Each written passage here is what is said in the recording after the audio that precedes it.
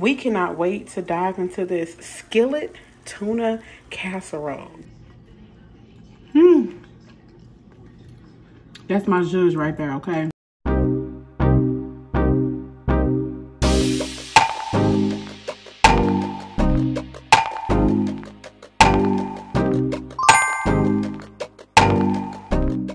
Okay guys, so today we are going to be making a cast iron skillet tuna casserole.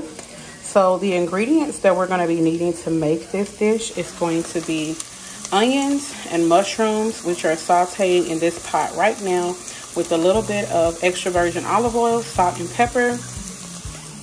And then we're going to be using about 14 to 16 ounces of albacore white tuna. You can also use chunky tuna, or you can use salmon, whatever you would like. We use tuna, that's the traditional one, and sometimes we get really fancy and we'll put shrimp in there and crab meat, lump crab meat, but today we're going to just do the 14 ounces of tuna. The seasonings we're going to be using is the TUNA Casserole's original Creole seasoning, some Old Bay seasoning, some multi-purpose garlic, herb, and black pepper seasoning, and then we use some garlic powder, black pepper, and regular sea salt to season up these vegetables. The cheeses we're going to be using today will be the Tillamook triple cheddar blend, the Sargenta Munster cheese, Sargenta aged Gouda, and the Velveeta shreds. We'll also might be using some Emo's white cheese. I'll show you guys that once I pull it out. And then the pasta we're going to be using is these medium shells. They have been cooked and drained and ready to go. They are al dente because you need them to be stabilized to go through the rest of the cooking process. And yeah, so, oh, and also we're going to be using cream of mushroom soup as well. So that will be going in here. We're going to be making our roux, and we will be adding in some heavy whipping cream, the cream of mushroom, as well as our cheeses. So let's go ahead and get started. Now what we have in here is the cream of mushroom sauté, and we have that sauteing. And in order to help that out as well, we are going to be adding in some heavy whipping cream. So I use organic Horizon heavy whipping cream. You can use any heavy whipping cream, but this is the one that I like. And I'm not gonna lie and say a measurement, because to be honest with you, I cook based off of what it looks like, what I want the texture to be. You'll be able to figure out what you like as you go along. So what I'm gonna do now is let this go ahead and reduce a little bit, and I'll add in my seasonings, my cheese, and we will get started. So at this point, you do want to go ahead and lower your temperature to a low medium so that you don't burn your roux. Okay, so let that go ahead and do what it does, and then we will go ahead and add the seasoning and the cheese next. Okay, so our roux, the base of our roux has kind of went like thinned out a bit. It's reduced a little bit. No lie, I did have to add a few dashes of 2% milk in there just to help it thin out a bit more. I did add a more than the normal amount of cream of mushroom. I normally use a smaller can. It's not normally 10.5 ounces. So I needed to add in some 2% milk. Now we're going to go ahead and add in that TUNA Casserole's. We want to just put seasoning over the top, but I over season sometimes, so I'm trying my hardest not to over season this. But let's just say I put about 2 teaspoons of each of those seasonings, about a teaspoon of this garlic and herb blend,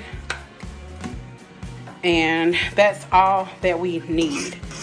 We don't want to over season it because it's tuna. You know, tuna is not a heavy fish, and if you add too much in there, it just can't handle. It couldn't handle all of that seasoning. So we're gonna go ahead and let that mesh and blend and get all delicious and reduce a little bit more. and then we will start to go ahead and add in our cheeses.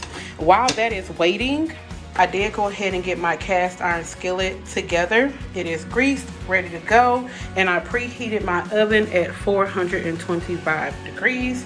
So we are ready to go in that area. So I have all my cheeses ready to go, and I'm gonna also be using this Emos cheese I was telling you about. It is a processed cheddar, Swiss, and smoked provolone. It's a very, very popular St. Louis cheese, and I will be adding it in here as well. So this is gonna be super cheesy, super, super delicious, kind of a Cajun-y seasoning, and it's just gonna be not your regular schmegular degular tuna casserole. It will be delicious. So, like I said, gonna go ahead and let that get down. Go ahead and let that reduce just a little bit more. I'm gonna add my cheeses and we will be ready to go. This is a very quick meal, guys, and I just cannot wait for you all to see the finished product. All right, so that base of the roux has been reduced and we've added our cheeses. So that is the mustard cheese slices. I just, broke it up a little bit so it can be easier to melt. That is the aged Gouda. I put about 3 slices of each. This is the Emos cheese, the triple cheddar, and the Velveeta. So I would say that's probably about half a cup of the shredded cheeses, and like I said, 3 slices of that. You can put as much or as little cheese as you want. This dish, to be honest with you, this dish is whatever you want it to be. It is a dish that my husband presented to me when we were dating. I created it. We recreated it a whole bunch of different ways, and it has been delicious each way that we have made it. So however you want to do it, you can mix and match whatever cheeses, whatever meats you want to do. But today we are making a cast iron skillet tuna casserole. So I hope that you guys enjoy it, and yeah, let's keep going. Okay, so our cheese sauce is coming together very nicely. This blend that I picked, oh my God, it does so well together.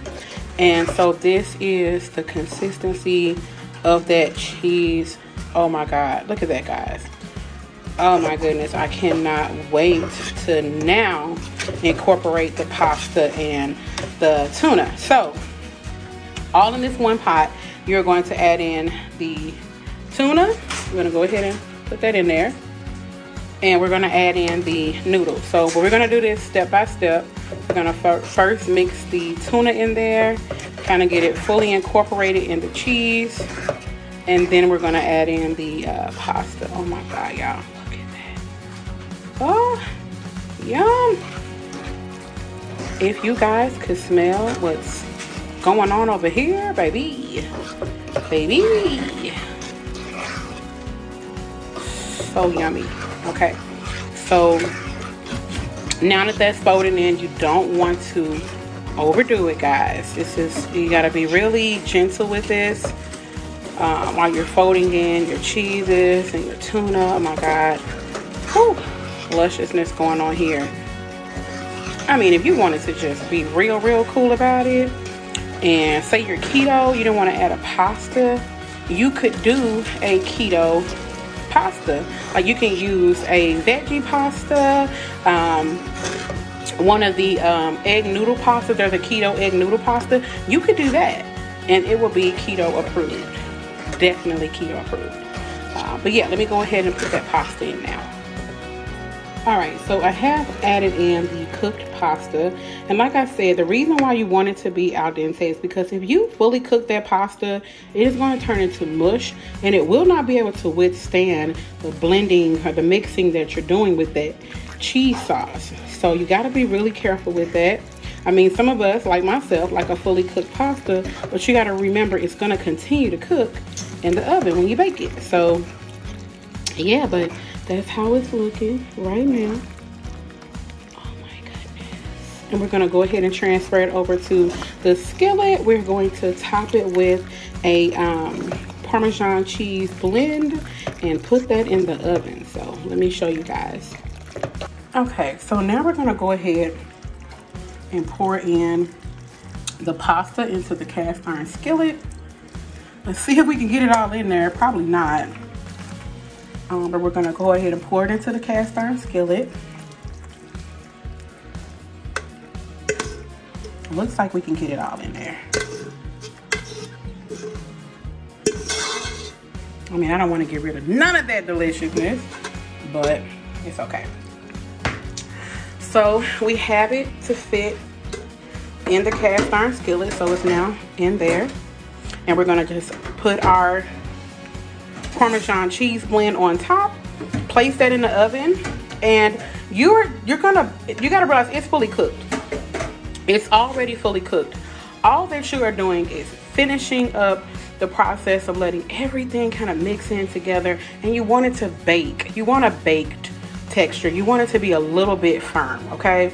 So I'm gonna go ahead and put that cheese blend on top, and we are gonna go ahead and put it in the oven. I would say about 20 minutes or so. It should be good to go. All right, so this is the blend I'll be using. It is a Emo's Pizza blend. It is a Romano with oregano. It is like a spice blend that they put on their pizzas, and you can get it in stores. Again, it's about the loo, okay? Everything's about the loo. I'm just kidding, but anyway, I'm proud of my city. So we're gonna go ahead and put it over top, like so, like that. In my Tabitha Brown voice. And there you go. That is the tuna casserole as of now before it's baked. You can see the luscious mushrooms. Oh my God. The pasta, the texture is still there. You can see the tuna. Oh my goodness, you guys. Wait till this comes out of the oven. It's gonna be good. Okay guys, so she is fresh out of the oven and looking so bubbly and delicious. Oh my gosh, guys. We cannot wait to dive into this skillet tuna casserole. Guys, please try this dish out. Super delicious, very filling, feeds your whole entire family. And like I said, make it your own. You can use crab meat, whatever you want to use, make it your own. Or go ahead and give our recipe a try and tell me what you think. I cannot wait to dive into this. This is going to be so freaking good. All right, so I have got it in a bowl with some nice parsley on top, and I'm ready to go ahead and give it a taste.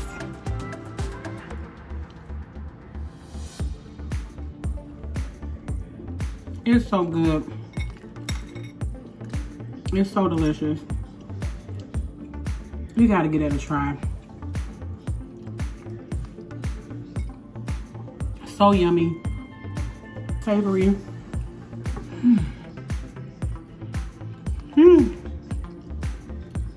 That's my zhuzh right there, okay? So good. Definitely need to give this a try. Again, it is a skillet tuna casserole created by my husband and I, and we cannot wait for you guys to try our recipe. And remember, you can always make it your own. Thank you so much for watching today. I hope you guys are enjoying Sade's cookie creations. There's going to be a lot more recipes to come. Channel changes are coming, so bear with us. But we thank you so much for your love and support, and we look forward to seeing you in the next one. Have a good one.